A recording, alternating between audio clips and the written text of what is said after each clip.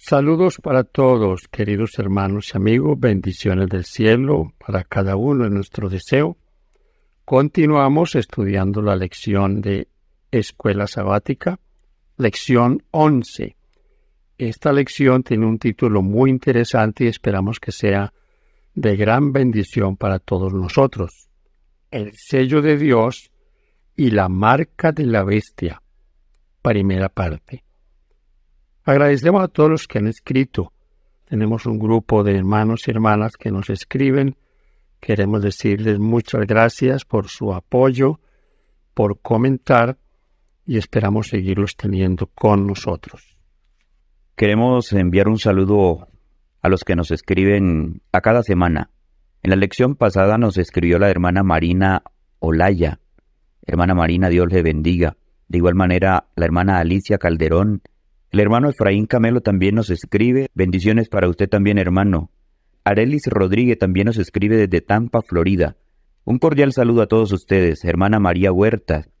Liri Arias también nos escribe. La hermana Deni Gómez. Bendiciones para todos. Les invitamos a que sigan compartiendo este mensaje, dejándonos su comentario y desde dónde nos están escribiendo. El texto para memorizar Apocalipsis 7, 2 y 3.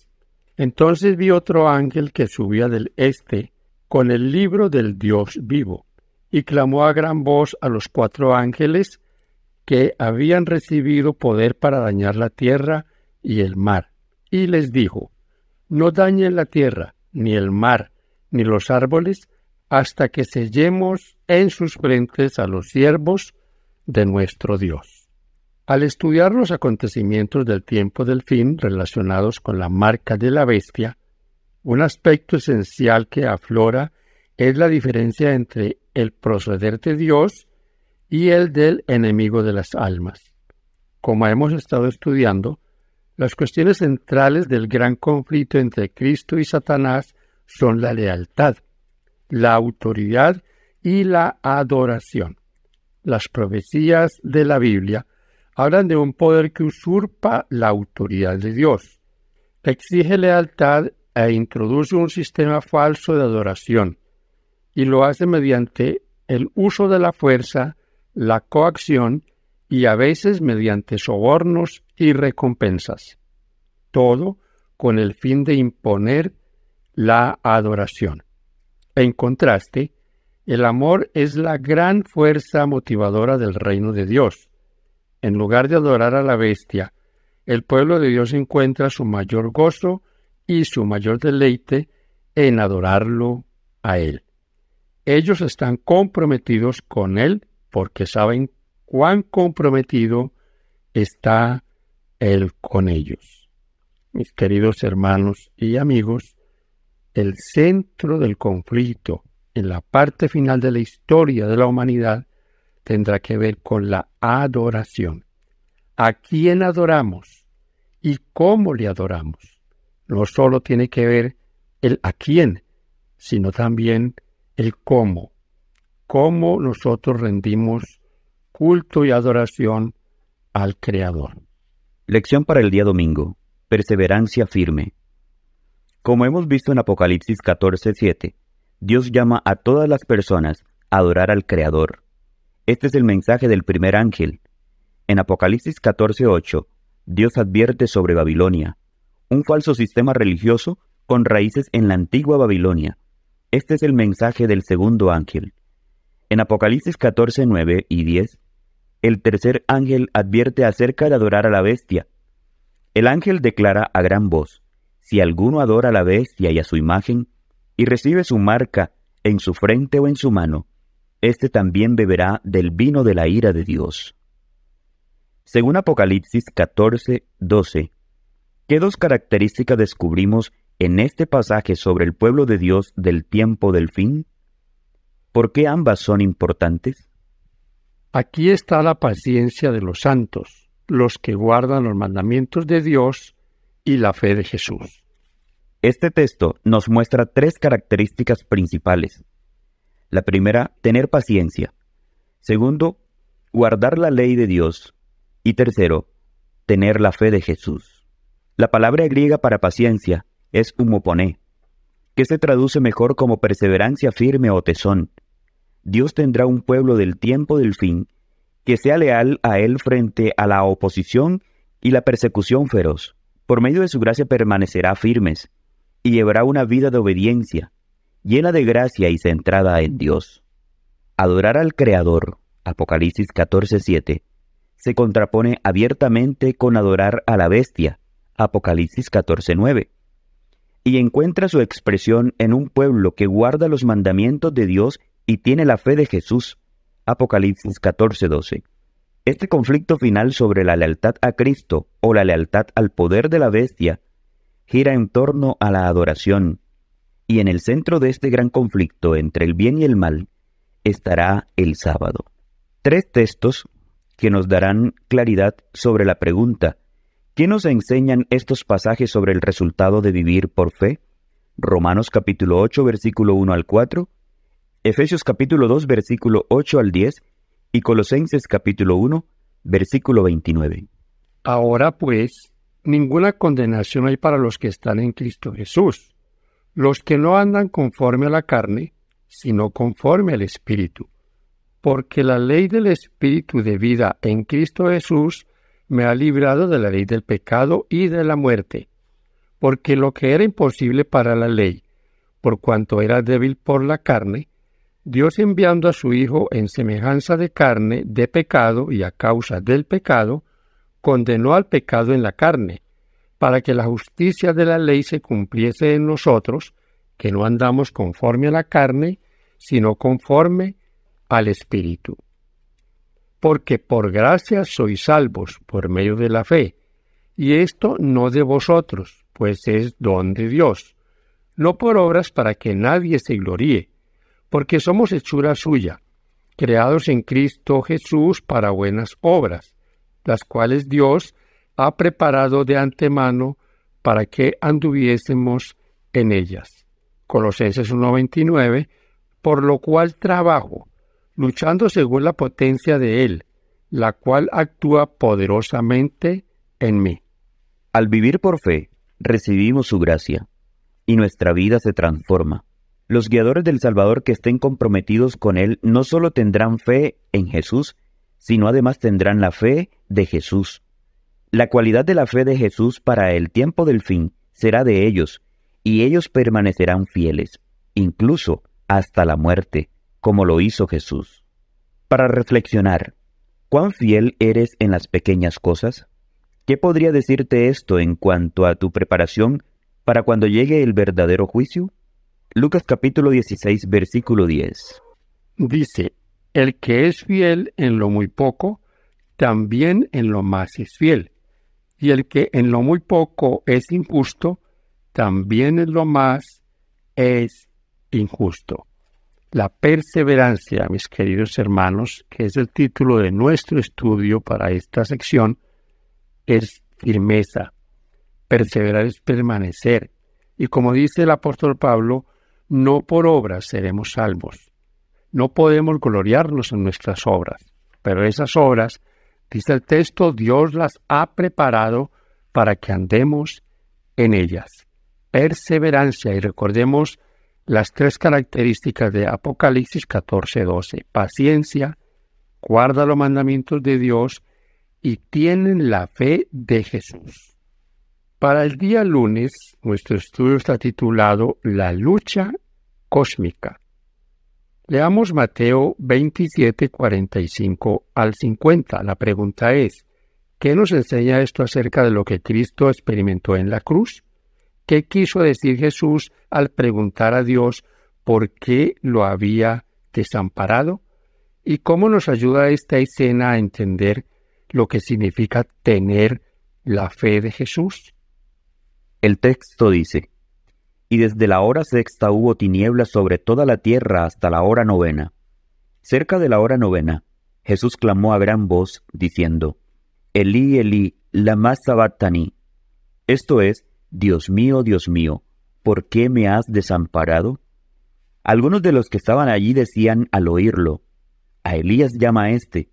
Y al instante, corriendo uno de ellos, tomó una esponja y la empapó de vinagre, y poniéndola en una caña, le dio a beber. Pero los otros decían: Deja, veamos si viene Elías a librarle. Mas Jesús, habiendo otra vez clamado a gran voz, entregó el Espíritu. Qué importante es que nosotros estudiemos estas escenas de la vida del Señor, sobre todo en esa última semana. En esa parte final, cuando Él entrega su vida por cada uno de nosotros. Podemos allí aprender que tener la fe de Jesús es poder soportar lo que Jesús soportó. Suspendido en la cruz, envuelto en tinieblas, con la culpa, la vergüenza y la condenación de los pecados del mundo a cuestas, y aislado del sentido del amor de su Padre, Jesús dependía de la relación que tuvo con el Padre durante toda su vida. Es decir, mediante una vida de dependencia total del Padre, incluso en los buenos tiempos, Jesús se había preparado para los peores tiempos. Hasta la cruz, el Salvador confiaba, aun cuando a su alrededor las circunstancias clamaban para que Él dudara. Aun cuando parecía que Dios lo había abandonado, Jesús no se rindió. En medio de las terribles tinieblas aparentemente abandonado de Dios, Cristo había apurado las últimas heces de la copa de la desgracia humana. En esas terribles horas, había confiado en la evidencia que antes recibiera de que era aceptado por su Padre. Cristo fue vencedor por medio de la fe, deseado de todas las gentes, página 704. La fe de Jesús es una fe tan profunda, tan confiada, tan comprometida, que todos los demonios del cosmos y todas las pruebas de la tierra no pueden sacudirla. Es una fe que confía cuando no puede ver, que cree cuando no puede entender, que se aferra cuando hay poco a que aferrarse. Es la fe de Jesús. Es en sí un don que recibimos por la fe y que nos conducirá en medio de la crisis que tenemos por delante.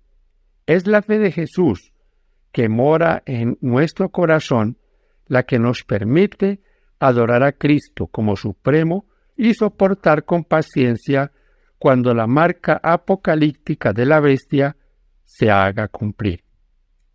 Y sin embargo, no es algo que aparezca repentinamente de la nada. El pueblo de Dios está aprendiendo a vivir por fe, día a día. Ahora, en los buenos tiempos y en los malos. Cuando sentimos que Dios está cerca y cuando parece estar lejos, da igual. El justo vivirá por la fe. Gálatas 3:11. Habacuc 2:4. El tiempo para la preparación es ahora. Cada prueba ahora, si se sobrelleva con fe, puede dar frutos preciosos en nuestra vida. Reflexionemos en la siguiente pregunta.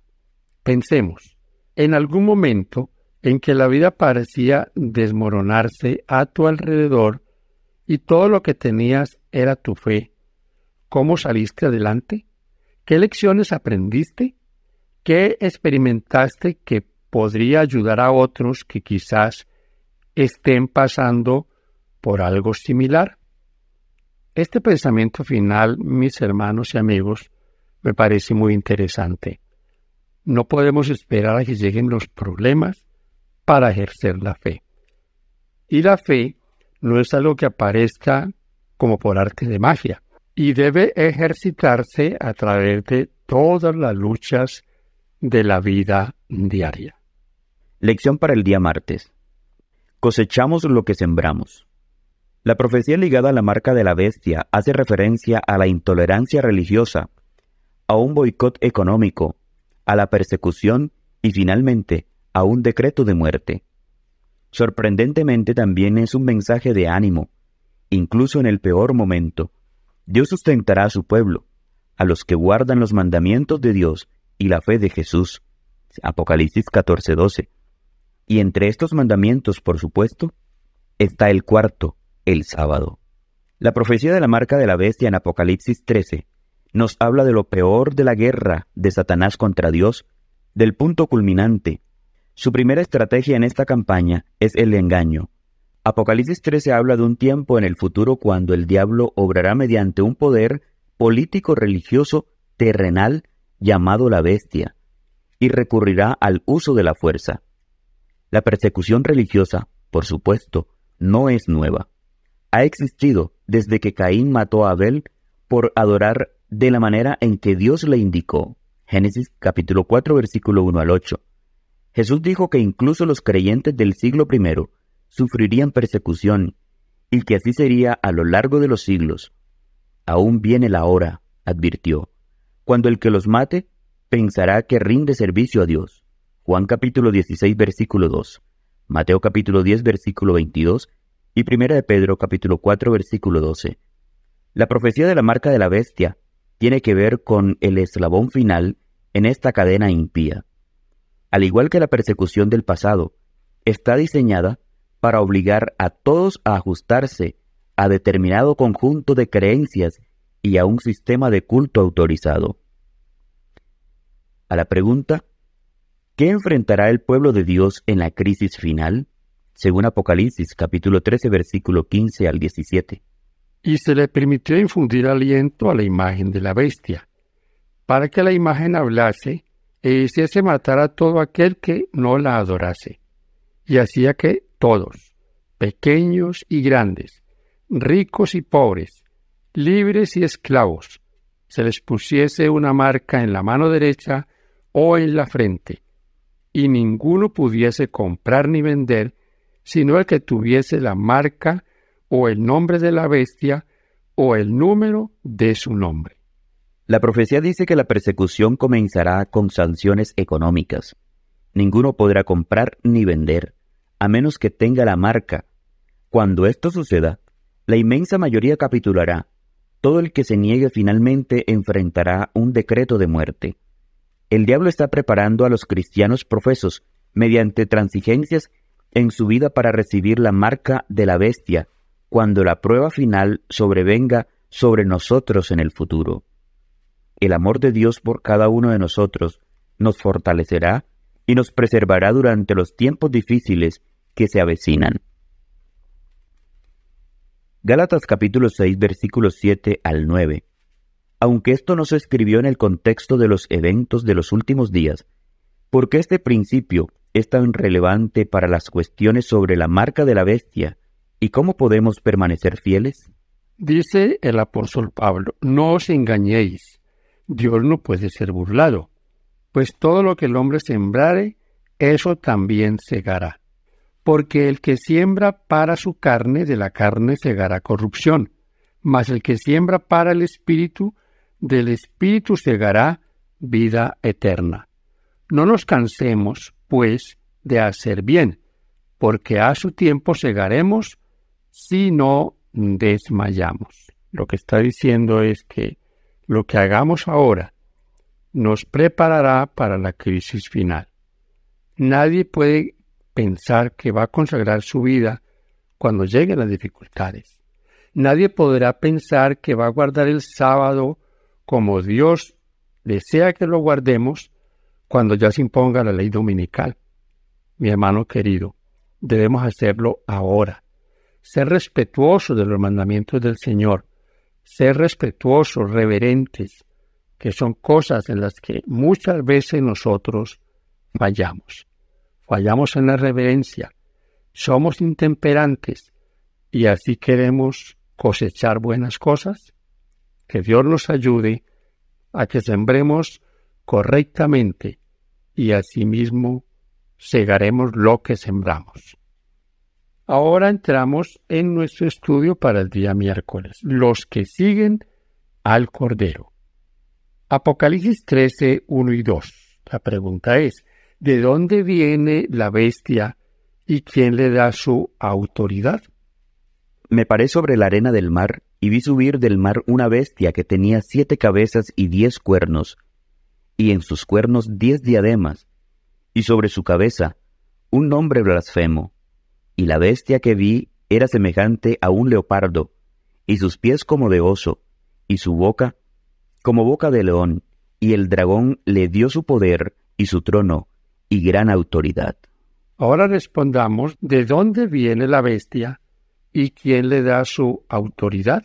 El poder de la primera bestia de Apocalipsis 13.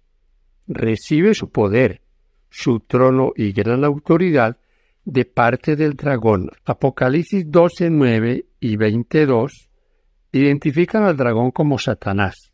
Satanás es un enemigo astuto y obra mediante poderes terrenales. Apocalipsis 12, 3 al 5 explica que este dragón, el diablo, intentó destruir al hijo varón tan pronto como nació. Este hijo varón posteriormente fue arrebatado para Dios y para su trono. Esto, por supuesto, se refiere a Cristo. En su deseo de destruir al niño Cristo, Satanás obró mediante Herodes y la Roma imperial. Al final de la vida de Jesús, un gobernante romano, Pilato, condenó a Cristo a morir. Un verdugo romano lo clavó en la cruz. Un soldado romano lo traspasó con una lanza, y otros soldados romanos custodiaron su tumba. Según Apocalipsis 13:2, el dragón, Satanás, que obró por medio de Roma pagana, le entregaría la sede de su gobierno a este cruel poder emergente. El dragón representa en primer lugar a Satanás y en un sentido secundario al Imperio Romano. El poder que sucedió al Imperio Romano, que recibió del dragón su poder y su trono y grande autoridad, fue claramente la Roma papal. Comentario Bíblico Adventista, tomo 7, página 831. El historiador A.C. Flix explica que de las ruinas de la Roma política se levantó el gran imperio moral en la forma gigantesca de la Iglesia romana. Apocalipsis 13:3 y 14:4. ¿Qué contraste ves en estos versículos? Vi una de sus cabezas como herida de muerte, pero su herida mortal fue sanada, y se maravilló toda la tierra en pos de la bestia. Apocalipsis 14:4. Estos son los que no se contaminaron con mujeres, pues son vírgenes. Estos son los que siguen al Cordero por donde quiera que va. Estos fueron redimidos de entre los hombres como primicias para Dios y para el Cordero. ¿Qué contrastes vemos en estos dos pasajes leídos?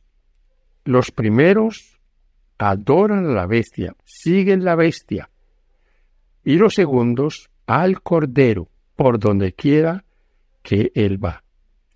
En contraste con toda la tierra que sigue a la bestia, Dios tendrá un pueblo, los que siguen al Cordero. Como siempre, será un bando o el otro, a favor de Jesús o en contra de Jesús. En ese entonces, al igual que ahora, no habrá ningún término medio, ninguna posición neutral. No comprometerse firmemente con Jesús es consciente o inconscientemente comprometerse con el otro bando. Para meditar. Serán odiados todos por mi nombre, pero el que persevera hasta el fin, ese será salvo. Mateo 10:22. ¿Cuán dispuestos estamos a aguardar hasta el final? Mis hermanos queridos, cuán dispuestos. Nos puede pasar a nosotros como le pasó al apóstol Pedro. Cuando el Señor le dijo que le negaría, él no pensaba en esa posibilidad. Tal vez también nosotros pensemos como Pedro que podríamos ir hasta la muerte por él. Pero una cosa es decirlo y otra cosa es vivirlo. Pero de una cosa sí podemos estar seguros. Nuestra relación con el Señor nos mantendrá firmes. Firmes hasta el final. No por nuestras fuerzas, no por nuestro poder, por el poder que obtenemos del Señor mismo. Según Apocalipsis capítulo 13, versículos 4 y 5, ¿qué marcas identificativas del poder de la bestia encontramos en estos versículos? Y adoraron al dragón que había dado autoridad a la bestia, y adoraron a la bestia, diciendo: ¿Quién como la bestia, y quién podrá luchar contra ella? La bestia de Apocalipsis es un poder religioso apóstata que surge de la Roma pagana y crece hasta convertirse en un sistema de adoración mundial. Según Apocalipsis capítulo 13, versículo 5, es un poder blasfemo. En el Nuevo Testamento, la blasfemia se equipara con arrogarse los privilegios y las prerrogativas de Dios como un igual. Según Lucas capítulo 5, versículos 18 al 26 y Juan capítulo 10, versículo 33, ¿qué dos aspectos de la blasfemia identifican estos versículos? Y sucedió que unos hombres que traían en un lecho a un hombre que estaba paralítico, procuraban llevarle adentro y ponerle delante de él. Pero no hallando cómo hacerlo a causa de la multitud, subieron encima de la casa y por el tejado le bajaron con el lecho, poniéndole en medio, delante de Jesús. Al ver él la fe de ellos, le dijo: Hombre, tus pecados te son perdonados. Entonces los escribas y los fariseos comenzaron a cavilar diciendo: ¿Quién es este que habla blasfemias? ¿Quién puede perdonar pecados si no solo Dios? Jesús entonces, conociendo los pensamientos de ellos, respondiendo les dijo: ¿Qué caviláis en vuestros corazones? ¿Qué es más fácil decir: tus pecados te son perdonados, o decir: levántate y anda? Pues para que sepáis que el Hijo del Hombre tiene potestad en la tierra para perdonar pecados, dijo al paralítico: a ti te digo, levántate, toma tu lecho y vete a tu casa. Al instante, levantándose en presencia de ellos y tomando el lecho en que estaba acostado, se fue a su casa, glorificando a Dios. Y todos, sobrecogidos de asombro, glorificaban a Dios, y llenos de temor decían: hoy hemos visto maravillas. Juan 10:33. Le respondieron los judíos, diciendo: por buena obra no te apedreamos, sino por la blasfemia, porque tú, siendo hombre, te haces Dios. Los dirigentes acusaron de blasfemia a Jesús. En el caso de Jesús, las acusaciones eran injustas, porque Él tiene la esencia y todos los poderes y las prerrogativas de Dios, incluyendo el derecho a perdonar nuestros pecados. Y eso es porque Jesús es Dios, o como tan poderosamente lo expresó: ¿tanto tiempo hace que estoy con ustedes y no me has conocido, Felipe? El que me ha visto a mí, ha visto al Padre. ¿Cómo dices, muéstranos al Padre? Juan capítulo 14, versículo 9.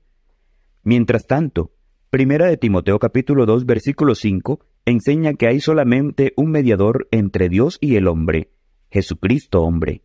En contraste, la Iglesia romana enseña que el sacerdote es el mediador entre Dios y la humanidad pecaminosa. Pero, debido a que el sacerdote mismo es un ser humano pecador, no puede ser nuestro mediador porque él también necesita un mediador. La blasfemia también se define como la pretensión de cualquier hombre de ser Dios o de estar en el lugar de Dios. Estas son solo dos declaraciones de fuentes autorizadas de la Iglesia romana. El Papa es de tan gran dignidad y tan exaltado que no es un mero hombre. Es como si fuera Dios en la tierra. El Papa León XIII se jactó: nosotros los papas tenemos en esta tierra el lugar del Dios Todopoderoso. Estas afirmaciones se vuelven aún más relevantes cuando entendemos que la palabra anti, como en anticristo, no siempre significa contra, también puede significar en lugar de. Por lo tanto, anticristo también significa en lugar de Cristo. Esto sí es blasfemia. Desde el origen de la gran controversia en el cielo, el propósito de Satanás ha sido destruir la ley de Dios. Para realizarlo, comenzó su rebelión contra el Creador, y, aunque fue expulsado del cielo, continuó la misma guerra en la tierra, engañar a los hombres, y así inducirlos a transgredir la ley de Dios. Tal fue el objetivo que persiguió sin cejar sea esto conseguido haciendo a un lado toda la ley o descuidando a uno de sus preceptos. El resultado será finalmente el mismo. En su afán por desacreditar los preceptos divinos, Satanás ha pervertido las doctrinas de la Biblia, y de esta manera se han incorporado errores en la fe de millares de personas que profesan creer en las Escrituras. El último gran conflicto entre la verdad y el error no es más que la última batalla de la controversia que se viene desarrollando desde hace tanto tiempo con respecto a la ley de Dios. En esta batalla estamos entrando ahora. Es la que se libra entre las leyes de los hombres y los preceptos de Jehová, entre la religión de la Biblia y la religión de las fábulas y la tradición. Conflicto de los siglos, página 639. En el Apocalipsis, de principio a fin, la adoración y la creación están indisolublemente unidas. La esencia de la controversia entre el bien y el mal, y los problemas que rodean la marca de la bestia, giran en torno a si Dios es digno de adoración. Como hemos visto, el concepto de Cristo como Creador está en el corazón mismo de la adoración sabática. Jesús destaca constantemente la importancia del día del cual se autodenomina Señor. Mateo capítulo 12, versículo 8, Marcos capítulo 2, versículo 28 y Lucas capítulo 6, versículo 5. El sábado es un recordatorio eterno de nuestra identidad. Nos recuerda quiénes somos como seres humanos. Da valor a cada ser humano. Constantemente refuerza la idea de que somos seres creados y que nuestro Creador es digno de nuestra lealtad y adoración. Esta es la razón por la que el diablo odia tanto el sábado, porque es el eslabón de oro que nos une con nuestro Creador, y porque desempeñará un papel crucial en la crisis final en el tiempo del fin. Meditemos en estas dos preguntas. La primera, ¿cuáles son los principios básicos que están detrás de la pretensión de autoridad de la bestia que sube del mar? ¿De qué manera podemos albergar esas mismas actitudes en nuestro corazón sin darnos cuenta? 2. ¿Cómo respondemos a quienes argumentan que la idea de un Satanás literal es una superstición primitiva que la gente educada o al menos los inteligentes no pueden considerar seriamente? ¿Qué argumentos podrías utilizar en respuesta? Mis hermanos queridos, hemos llegado a la parte final de nuestro estudio.